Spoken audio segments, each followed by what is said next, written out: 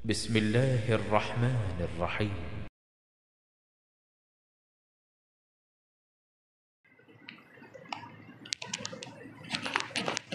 الحمد لله رب العالمين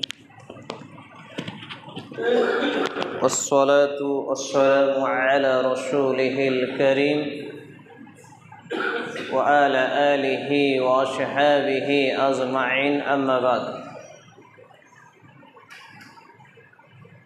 قال الله تعالى في كلامه المجيد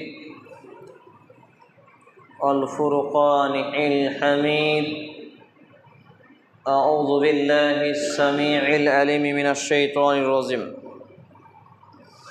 يا أيها الذين آمنوا ادخلوا في السلم كافة ولا تتبعوا خطوات الشيطان بسم الله الرحمن الرحيم وقال الله تعالى يا أيها الذين آمنوا اتقوا الله حق تقاته ولا تموتن إلا وأنتم مسلمون الآية عن أبي هريرة رضي الله تعالى عنهما قال قال رسول الله صلى الله عليه وسلم أكثر الذكر في هذه اللذات يقين الموت يعني الموت رب اشرح لي صدري ويسر لي أمري واحلل عقدة من لساني يفقهوا قولي رب أبشر ولا تؤشر وتمم بالخير رب زدني علما رب زدني علما رب زدني علما যাবতীয় প্রশংসা গুণগান গুণকীর্তন হামদ ও শান একমাত্র আল্লাহ রাব্বুল আলামিনের জন্য, যিনি এক এবং একক ওয়াহদাহু লা শারীক। যে আল্লাহ রাব্বুল আলামিনের প্রশংসার ধারা শেষ করা অসম্ভব, তারই প্রশংসা করত আন্তরিকতার সাথে। ছোট্ট ক্ষুদ্র একটি ভাষা আমরা একযোগে একসঙ্গে পুরুষ হিসেবে উচ্চস্বরে পাঠ করি। আসুন আমরা বলি আলহামদুলিল্লাহ, আমরা বলি আলহামদুলিল্লাহ। অতঃপর অসংখ্য দরুদ ও সালাম শান্তির ধারা বিকশিত হোক আখির নবী নবী রহমাতুল আলামিন বিশ্ব মানবতার মুক্তির দিশারি মহাত্মা মহাপুরুষ মুহাম্মদুর রাসূলুল্লাহ পড়ি সাল্লাল্লাহু আলাইহি ওয়াসাল্লামের প্রতি আমরা বলি আল্লাহুম্মা সাল্লি আলাইহি আল্লাহুম্মা বারিক তাসলিম সাল্লাল্লাহু তাআলা আলাইহি ওয়াসাল্লাম। আজকে জুমার খুতবা উপস্থিত অত্র জামি মসজিদের ইমাম ও খতিব সাহেব, বিভিন্ন ভাই এবং বাবা জীবন, বয়োজ্যেষ্ঠ সমবয়স্ক, আমি সহ আপনাদের প্রতি, সকলের প্রতি আল্লাহ রাব্বুল আলামিনের পক্ষ থেকে সুখ শান্তি দয়া ও রহমতের ধারা বর্ষিত হতে থাকুক। আমরা বলি আল্লাহ আমিন। শুক্রবার 29শে আগস্ট 2025, 5 রবিউল আউয়াল 1447 হিজরি এবং 14ই ভাদ্র 1432 বঙ্গাব্দতে আমরা অবস্থান করছি। আজকের জুমার খুতবার আলোচনার বিষয় বিজাতীয় ফিতনায় আবদ্ধ মুসলিম জাতি। উল্লেখিত বিষয়ের প্রতি পবিত্র কোরআন এবং সেই সুন্নাহর আলোকে গুরুত্বপূর্ণ তথ্য ও তথ্যবহুল বিবরণের আপ্রাণ প্রচেষ্টা রাখছি ইনশাআল্লাহুল আজিজ। ওমা তৌফিক ইল্লা বিল্লাহ, আলাইহি তাওয়াক্কালতু ওয়া ইলাইহি উনীব। আলোচনা শুরু করার আগেই আপনাদের সঙ্গে দুটি কথা, যেটা বারবার প্রতি জায়গায় বলতে হচ্ছে। আপনাদের এখানে তো আজকে প্রায় 10তম খুতবা, এর আগে 9 বার খুতবা দিয়ে এটা 10 বারই বারবার বলতে হয়েছে একই কথা, যে সামনের কাতার ফাঁকা রেখে পেছনের কাতারে দাঁড়ানো, নামাজ পড়া বা সুন্নাত পড়া কোনোটাই যাবে না। বিশেষ করে জুমার দিন সামনের কাতারটা ফাঁকা রয়েছে, সামনের কাতারের ফাঁকাগুলো, গ্যাপগুলো পূরণ করতে হবে। অনেকাংশেই যেহেতু মোবাইলে রেকর্ডিং হয় খুতবাগুলো, অনেকেই বলেন যে আপনি এতগুলো মসজিদে খুতবা দেন, প্রত্যেকটা মসজিদে একই কথা বারবার বলতে হয়, তাহলে কি মসজিদের ইমাম সাহেবের ত্রুটি নাকি মুসল্লির ত্রুটি? সব জায়গায় দেখি জওয়ানদারের মতো আপনি বলেন এই হাঁটু ছাড়েন, এই হেলান ছাড়েন, এই এটা পূরণ করেন, এটা ওই পূরণ করেন। অনেকেই এইগুলো আমাকে প্রশ্ন করেন। আসলে জানি না এখানে আপনাদের ব্যর্থতা নাকি ইমাম সাহেবের ব্যর্থতা, সেটা আপনারাই ভালো জানেন এবং ইমাম সাহেবই ভালো জানেন, আল্লাহু আলাম। তবে আজকে ইমাম এবং আলেমরা যথেষ্ট মেহনত এবং পরিশ্রম করছেন, কিন্তু আমরা যারা এক কান দিয়ে শুনছি আর এক কান দিয়ে বের করে দিচ্ছি, খাচ্ছি, ঘুমাচ্ছি, পায়খানা করছি, দিন শেষ, সপ্তাহ শেষ, মাস শেষ, বছর শেষ, আর জীবন শেষে কবরে।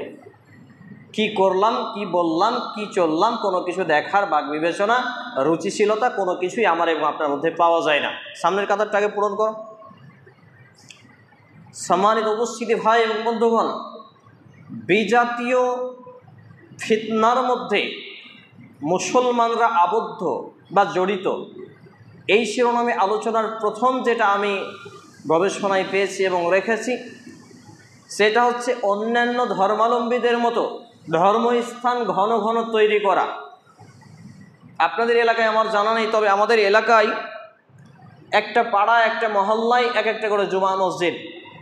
এত ঘন ঘন জুমা মসজিদ তৈরি হওয়া একটি কিয়ামতের আলামত, এবং এত ঘন ঘন মসজিদ নির্মাণ হবে দোতলা তিনতলা, অথচ জুমার খুতবা শুরু হওয়ার আগে নিচে তলা পূরণ হবে না। এটা ফিতনা এবং কিয়ামতের বড় আলামত একটা, এবং এটা বিজাতীয় অপসংস্কৃতি যেটা মুসলমানদের মধ্যে রয়েছে। কারণ মসজিদ নির্মাণ করা জান্নাতে যাবে এই হাদিস যারা শোনায় তারা হাদিসের ব্যাখ্যা নিজেও জানে না। এর মৌলিক কারণ হচ্ছে আল্লাহ রাব্বুল আলামিন মসজিদ নির্মাণ করতে বলেছেন। রসুল মুহাম্মদুর রাসূলুল্লাহ সাল্লাল্লাহু আলাইহি ওয়াসাল্লাম, দেখেন সবাই মনে হচ্ছে খেয়েই আসেনি, সাল্লাল্লাহু আলাইহি ওয়াসাল্লাম শব্দটা আমাদের মুখ দিয়ে বের হচ্ছে না। অনেকেই বলে যে জুমার খুতবায় আপনি এত কঠোরভাবে কথা বলেন কেন? তা আমি কি আপনার প্রতিদিনের বেতন খেয়ে রেখেছি এত কিছু আপনাকে শেখাতে হবে? সাল্লাল্লাহু আলাইহি ওয়াসাল্লাম আপনি না বললে আপনি হবেন বখিল, আপনি হবেন কৃপণ, আপনি হবেন একবারে ধ্বংসের দ্বার প্রান্তে পৌঁছে যাওয়া ব্যক্তি। অথচ নবী মুহাম্মদুর রাসূলুল্লাহ সাল্লাল্লাহু আলাইহি ওয়াসাল্লাম নাম শুনছি আমাদের মুখ দিয়ে বের হচ্ছে না। এখনই কোনো রাজনৈতিক দল থেকে যদি বলে যে তলে তলে ভোট দিন ভোট দিন, তখন খুব জোর চিৎকার উঠে। আস্তাগফিরুল্লাহুল আযীম। সম্মানিত উপস্থিতি ভাই এবং বন্ধুগণ, তাহলে বিজাতীয় বড় ফিতনার মধ্যে একটি ফিতনা মুসলমানদের গ্রাস করেছে। তার একটা হলো দোতলা তিনতলা চারতলা মসজিদ নির্মাণ। সে মসজিদ আবাদ করবে না, মসজিদ নির্মাণ করতে বলা হয়েছে আবাদ করার জন্য, এটাকে ব্যবহার করার জন্য। আর সুজুদ সাজিদ অর্থাৎ সিজদাকারীকে বলা হয় সাজিদ। আর সাজিদ ব্যক্তি সেই হলো যে মসজিদে নিয়মিত 5 ওয়াক্ত আসে। তাহলে আমি এবং আপনি এখন সাজিদ হতে পারলাম না, মসজিদকে আবাদ করতে পারলাম না। এত বড় বড় মসজিদ কেন? এর মতো লক্ষ কোটি মসজিদ তৈরি করে আমার এবং আপনার জন্য জাহান্নাম অনিবার্য। আমাকে কেউ ফোন করে বলেন না যে আপনি এটা ভুল ফতোয়া দিলেন। আমি চাইছি কেউ বলুক যে হাবিবুল্লাহ তুমি এটা ভুল ফতোয়া দিলে, বলেই না কেউ। এত কড়াভাবে খুতবা দিয়ে কেউ বলেই না। সম্মানিত উপস্থিতি ভাই এবং বন্ধুগণ, তাহলে মসজিদ নির্মাণ করা শুধু ভালো কাজ নয়, বরঞ্চ মসজিদ নির্মাণ করা সময় সাপেক্ষে পর্যায়ক্রমে পাপের কাজ। যেহেতু যে মসজিদ আপনি নির্মাণ করবেন সে মসজিদে marble tiles AC fan light সবই লাগিয়েছেন, অথচ মসজিদে আপনি নিজেই 5 ওয়াক্ত নামাজ আদায় করেন না, এটা আপনার পাপের কাজ। মসজিদ নির্মাণ করে আপনার লাভ হয়নি। এই জন্য আমরা আদ-দাওয়াতুল ইসলাহ সংশোধনের দাওয়াতের উদ্দেশ্যে আদর্শ ইসলামিক লাইব্রেরি দাওয়াত সেন্টার বিগত 2012 সাল থেকে প্রচার করে আসছি, যেটা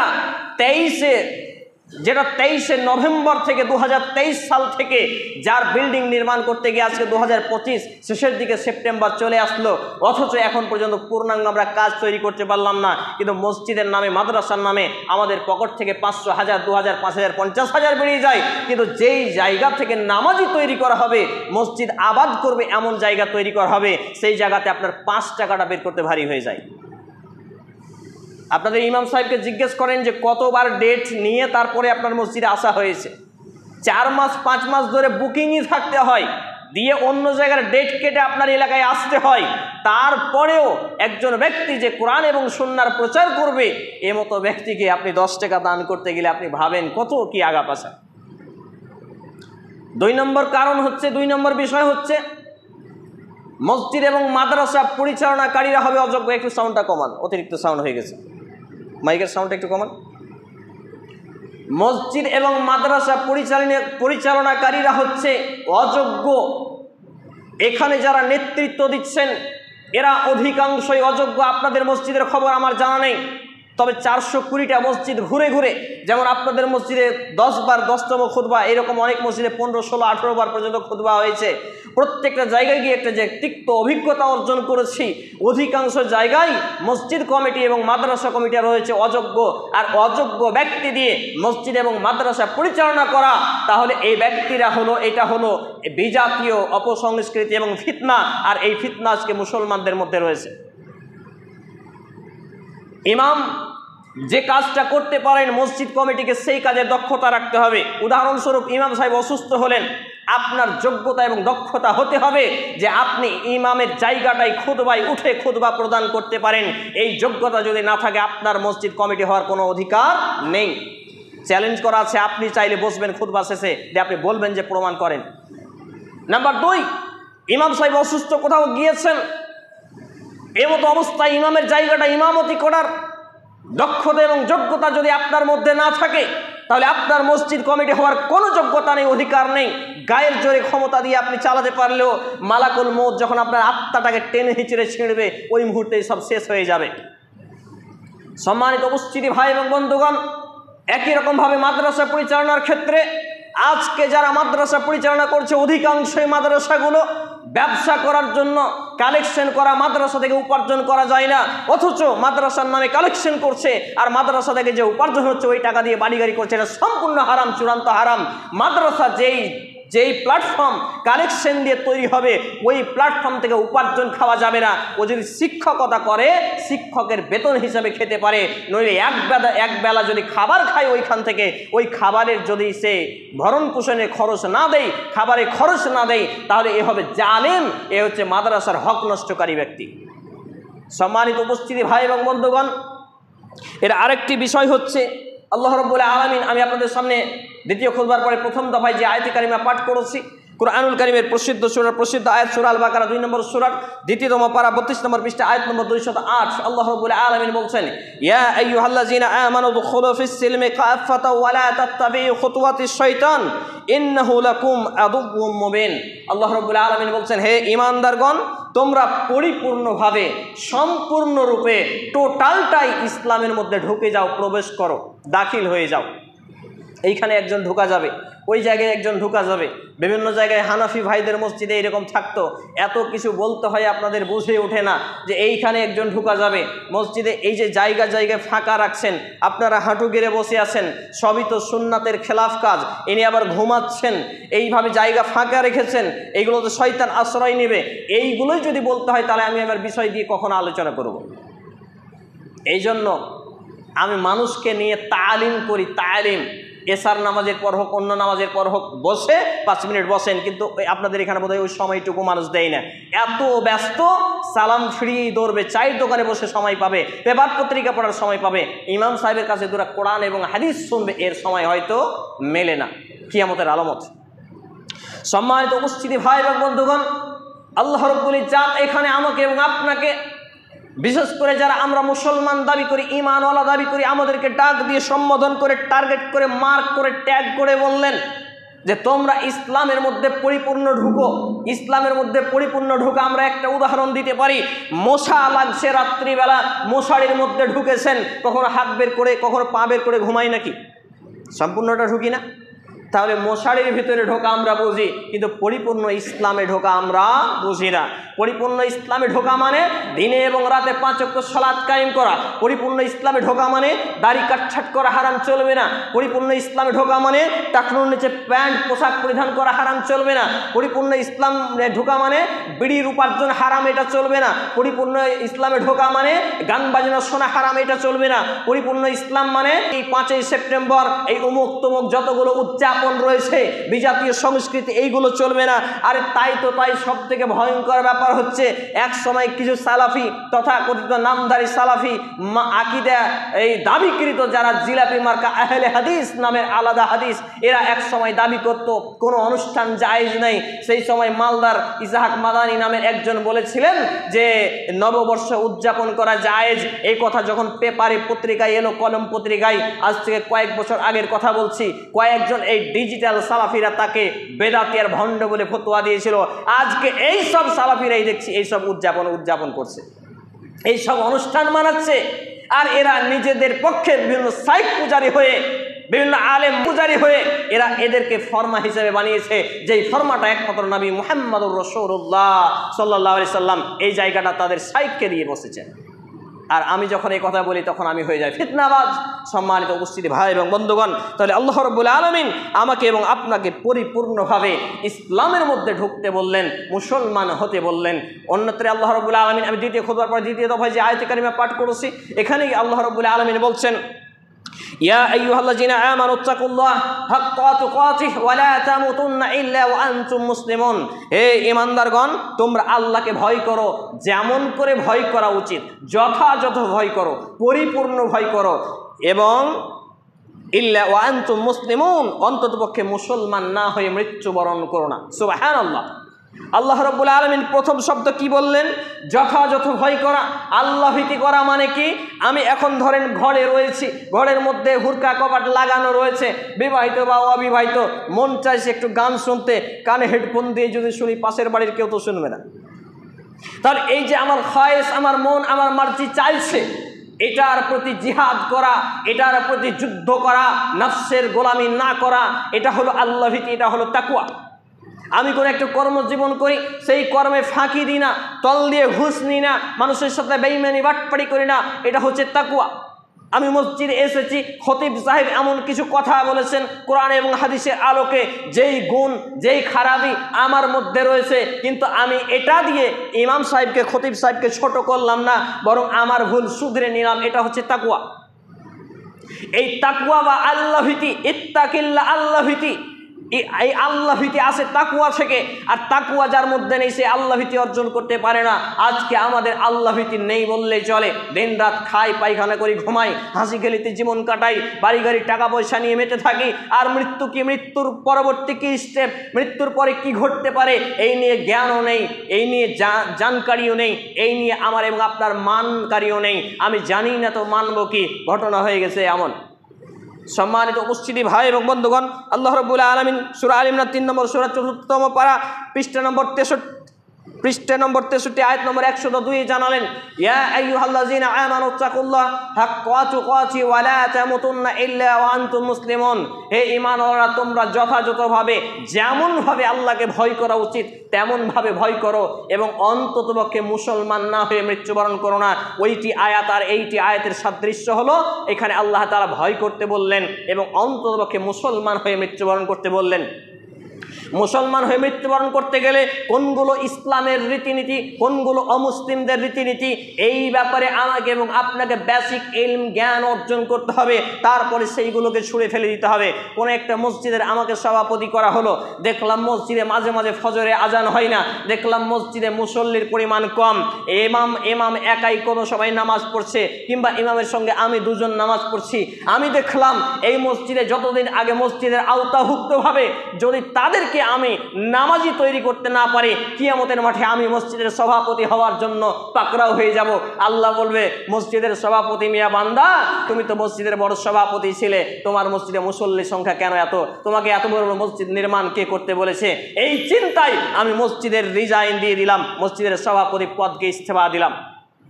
আমার আব্বা রহমতুল্লাহ আলাই গত 3 তারিখে মৃত্যুবরণ করেছেন, যার কথা বলতে গেলে কলিজা ছিঁড়ে চলে যায়। তিনি যখন বেশ কিছুদিন আগে, মৃত্যুর কিছুদিন আগে, চিন্তা করুন, এইরকম তাকওয়াশীল নিজেকে তৈরি করতে হবে। আজকে গ্রাম্য সর্দার মোড়লদের অবস্থা তাই। আপনার গ্রাম্য সর্দার মোড়লের দলের মধ্যে লোকজন থাকবে বেনামাজি, লুচ্চা, লাফাঙ্গা, চোর, ডাকাত, গুন্ডা, মাস্তান, মার্ডার কেসের আসামি, সব কিছু সমস্যা নেই, কিন্তু অথচ আপনার উচিত ছিল যে আপনার দলের মধ্যে যদি একজন বেনামাজি থাকে, তাহলে বেনামাজিকে ধাক্কা দিয়ে দল থেকে বের করে দেওয়া, সমাজ থেকে বহিষ্কৃত করা, কবরস্থান থেকে বঞ্চিত করা। কিন্তু এইরকম ঈমান এবং আমল, এইরকম আল্লাহ ভীতি, তাকওয়া হয়তো আপনি নিজেই অর্জন করতে পারেননি। সর্দার মডেল অমুক তমুক হওয়ার পরে তাহলে আপনি সদস্যদের কি করবেন? সম্মানিত উপস্থিতি ভাই এবং বন্ধুগণ, এই সবগুলোই হচ্ছে বিজাতীয় রীতিনীতি এবং বিজাতীয় সংস্কৃতি, যেগুলো আমাদের মুসলমানদেরকে চারিদিক দিয়ে চেপে ধরেছে।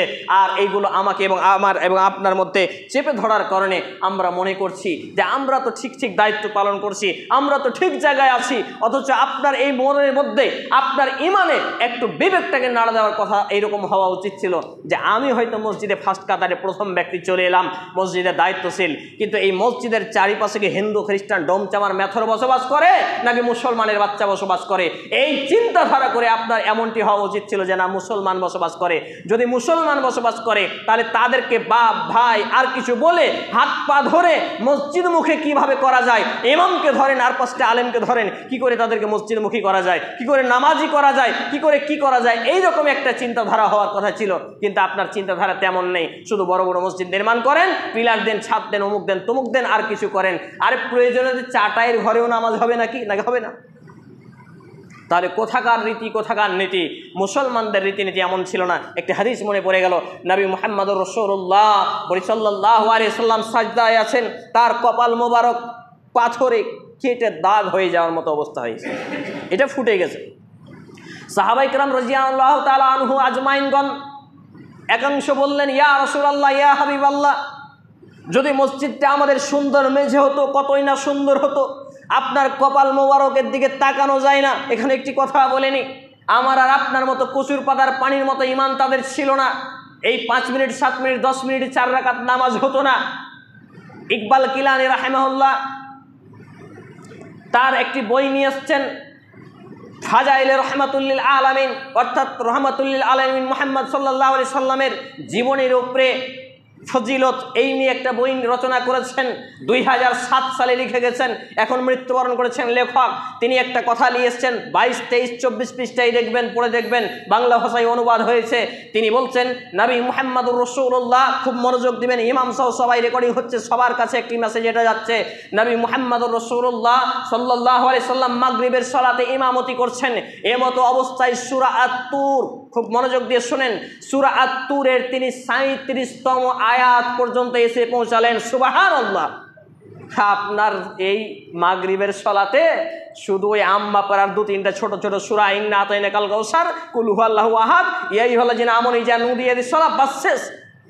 আমি এই জন্য কয়েকটা বড় বড় সাইকুল হাদিসকে বলেছিলাম, আপনি কত বড় আলেমের বেটা আলেম, মাগরিবের সালাতে সূরা তুরের 37টা আয়াত পড়েন, আপনার জাতি যদি পিঠের চামড়া না তুলে দেয়, আপনার যদি প্রকৃত আলেম হন, আপনাকে বের করে যদি না দেয়, আর আপনি সমাজের গোলামি করলে আপনাকে বের করবে না। তখন ব্যক্তি বলেছিলেন, হাবিবুল্লাহ, অত বড় ঈমান আমাদের হয়নি।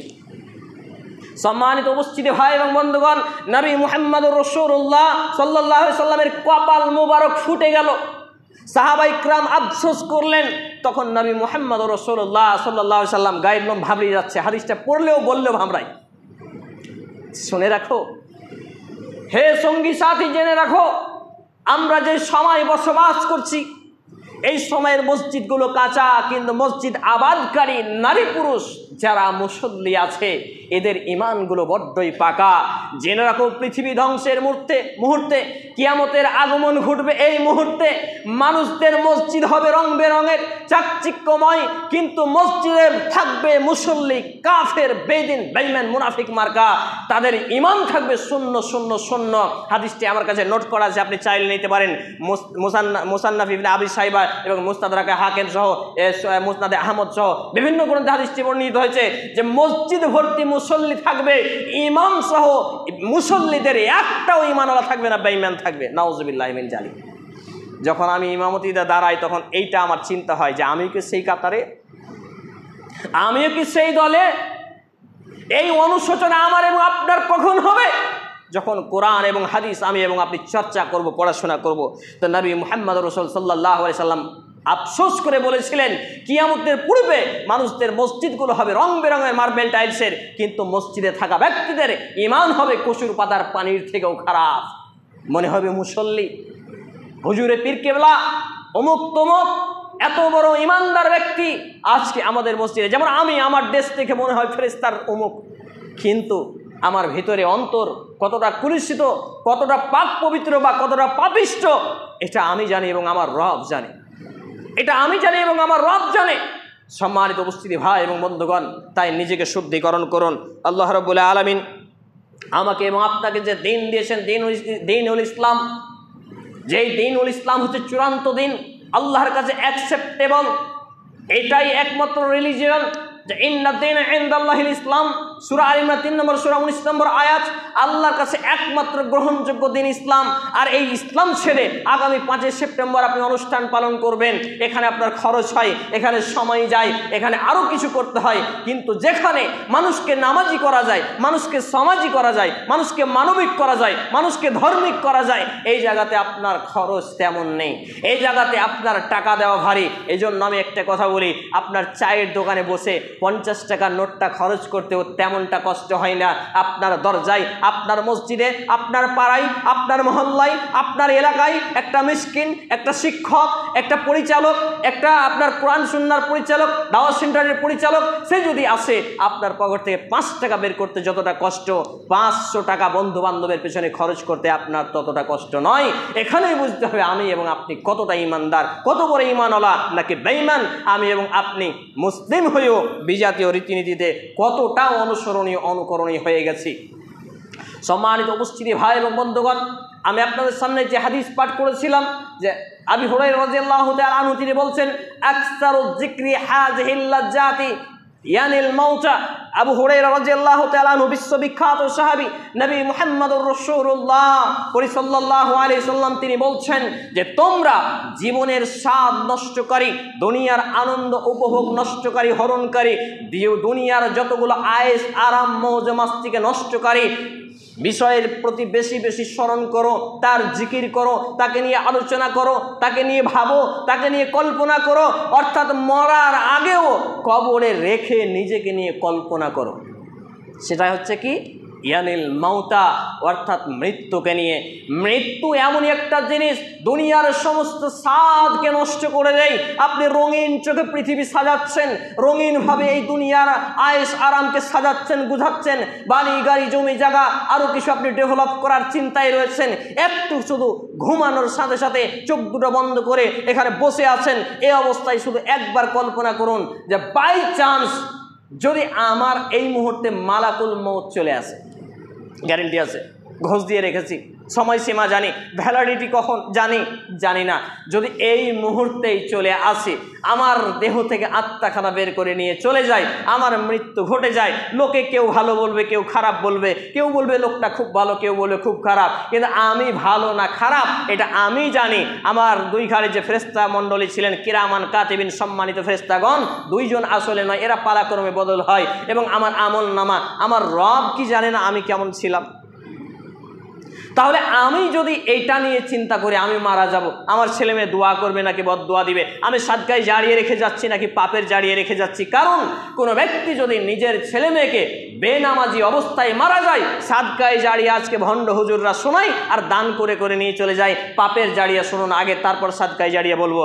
সাদকায় জারিয়া তো শুনেন, পাপের জারিয়া হলো আপনি একজন বাপ আর আপনি জন্ম দিয়েছেন এমন একজন বাপ হওয়ার পরে বেটি বা বেটাকে যে বেনামাজি, দিনে রাতে 5 ওয়াক্ত নামাজ পড়ে না, শুকুর আলী শুধু শুক্রবারে পড়ে, আপনার বাপ বা মা মারা গেছে বা আপনি মারা গেছেন, এমতো অবস্থায় আপনার সামান্য থেকে সামান্য অবহেলার কারণে যদি কেউ বেনামাজি হয়ে থাকে আর আপনি কবরে শুয়ে তাদের বেনামাজির যত পাপ হচ্ছে তার একাংশ পাপ আপনার আমল নামায় পৌঁছাবে। এটা হলো পাপের জারিয়া, বলি না আউযুবিল্লাহি মিন জালিক।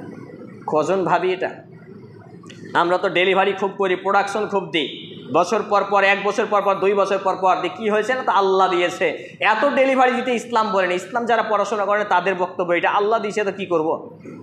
আপনাকে প্রোডাকশন এত ঘন ঘন দিতে আল্লাহ রাসূল বলেননি, মেডিকেল সায়েন্সও বলে না। পড়াশোনা না করলে কি আর হবে?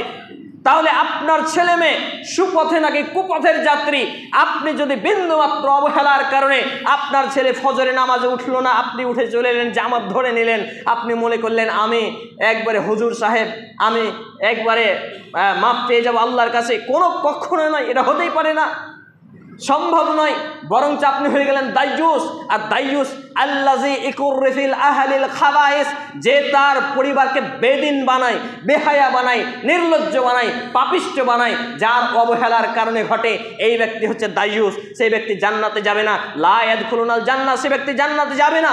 জান্নাতে তো যাবে না, জান্নাতের সেন্ট সুগন্ধ পাওয়া যায় প্রায় 670 বছরের দূরত্ব পথ থেকে, অথচ এই ব্যক্তি জান্নাতের সুঘ্রাণ পর্যন্ত পাবে না, বলি না আউযুবিল্লাহি মিন জালিক। সম্মানিত উপস্থিতি ভাই এবং বন্ধুগণ, এই চিন্তায় রাতকে রাত ঘুম হয় না। ছেলে মেয়েকে কীভাবে রেখে যাব, মরার পরে ভালো থাকবে নাকি খারাপ থাকবে এই চিন্তা।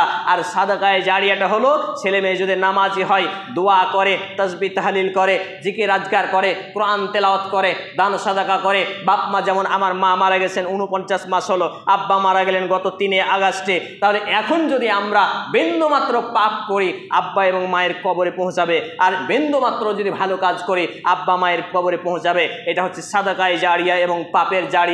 এ নিয়ে আমার মতো যারা খুতবা প্রদান করে, যারা বক্তব্যের স্টেজে উঠে, এদেরই 1995 জন জানেন আমি চ্যালেঞ্জ করেছি।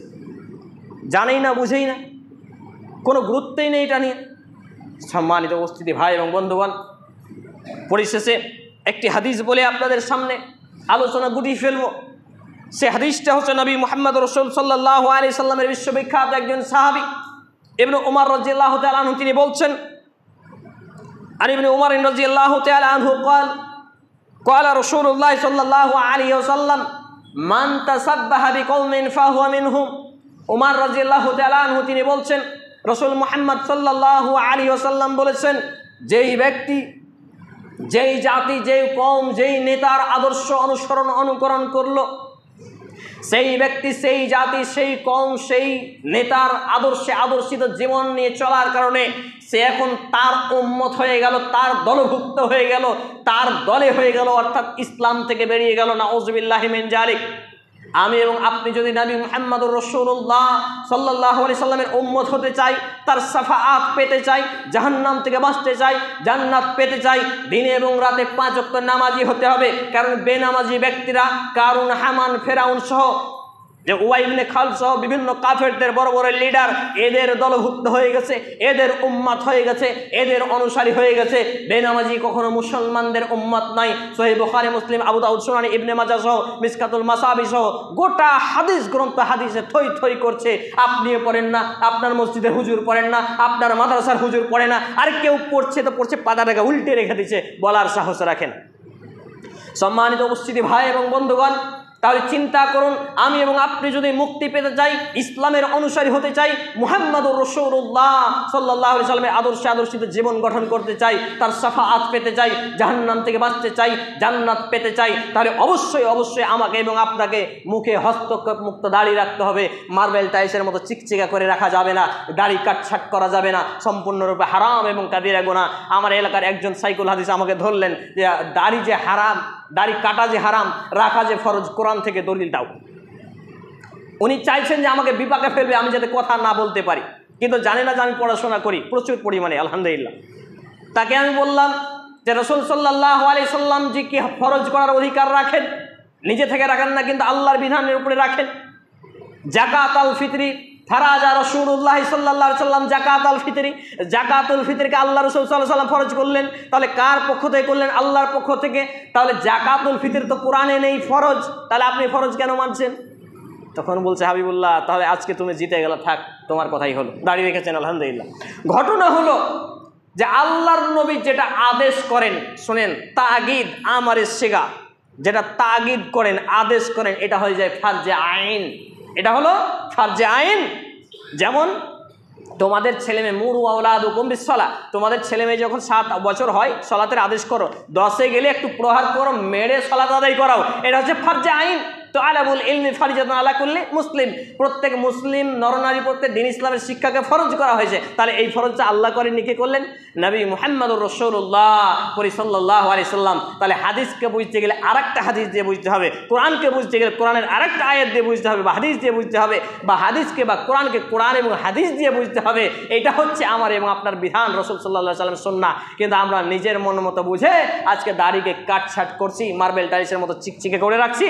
অনেকে বলছি দাড়ি রাখা সুন্নাত এবং দাড়ি কাটছাট করা যায়, এটা কাবিরা গুনাহ। শুনে রাখবেন, পুরুষ হিসেবে দাড়ি রাখতে বাধ্য, মুসলিম হিসেবে দাড়ি রাখতে বাধ্য, এটা হচ্ছে ফারজে আইন, আপনাকে রাখতেই হবে। দাড়ি সারা জীবন, আপনি ধরেন একটা লোক টুপি পরলো না, ইমামতি করলো, আমাদের এলাকায় ঘটনা ঘটেছে বলে আলোচনা করছি, এটা একটা সামাজিক ফিতনা, বিধর্মীয় একটা রীতিনীতি। সারা জীবনে একটা লোক টুপি পরলো না, আমি ধরেন খুতবা দিলাম, ইমামতি করলাম, টুপি পরলাম না কোনোদিন, একটা পাপ হবে। কোনো মায়ের বেটা, বাপের বেটা যদি প্রমাণ করে, আমি যাদের সামনে কোনোদিন কথাই বলবো না, খুতবাই দিব না ইনশাআল্লাহ। কিন্তু আপনি জীবনে একদিন দাড়ি কাটছাট করেছেন, তওবা করেছেন, আল্লাহর কাছে কবুল হয়নি, তওবা করার ঢং হয়নি, বা তওবা আপনি করেননি, এমতো অবস্থায় আপনি মারা গেছেন, একটু হলেও আপনার গালে জাহান্নামের ছাকা লাগবে, চ্যালেঞ্জ করলাম করা পাল্টে দিবেন। সম্মানিত উপস্থিতি ভাই এবং বন্ধুগণ, তাহলে যারা দাড়ি কাটছাট করছেন এরা অবশ্যই সতর্ক হন, এবং দাড়ি কাটছাট করা হারাম কাবিরা গুনাহ।